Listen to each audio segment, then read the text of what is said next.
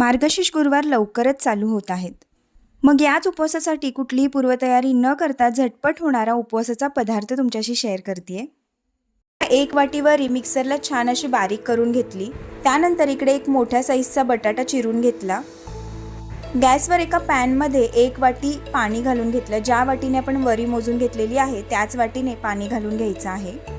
त्यानंतर बटाटे मिक्सरला पाणी न घालता बारीक करून घ्यायचे आहे. जे पाणी आपण गरम करायला ठेवलं होतं त्याच्यामध्ये चवीनुसार मीठ आणि 1 चमचा जिरे घालून घेतले. पाण्याला उकळी आल्यानंतर तयार बटाट्याची पेस्ट घालून घ्यायची आहे. बटाट्याची पेस्ट यामध्ये व्यवस्थित एकजीव झाल्यानंतर याच्यामध्ये पुन्हा एकदा 1 वाटी पाणी घालायचं आहे आणि या सर्वाला छान उकळी आल्यानंतर वरीची जी आपण पावडर तयार केली होती ती याच्यामध्ये घालायची आहे आणि सर्व छान असं एकजीव करून घ्यायचं आहे. झाकण ठेवून 2 मिनिटं वाफ काढायची आहे.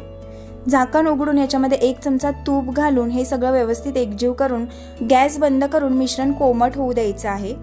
चटणीसाठी इकडे मी ओलं खोबरं, शेंगदाणे, हिरवी मिरची, जिरं, चवीनुसार मीठ, साखर, लिंबाचा रस आणि कोथिंबीर घातलेली आहे. तुम्ही जर कोथिंबीर उपवासाला खात नसाल तर कोथिंबीर नाही टाकली तरी चालेल. वरईचं मिश्रण कोमट झाल्यानंतर आपल्याला याचे छान असे मेदूवडे तयार करून घ्यायचे आहेत. दोन्ही बाजूनी खरपूस रंगावरती तळून घ्यायचे आहेत. खाण्यासाठी तयार आहेत इकडे मस्त कुरकुरीत उपवासाचे मेदूवडे. भेटूया नेक्स्ट व्हिडिओमध्ये. Bye bye.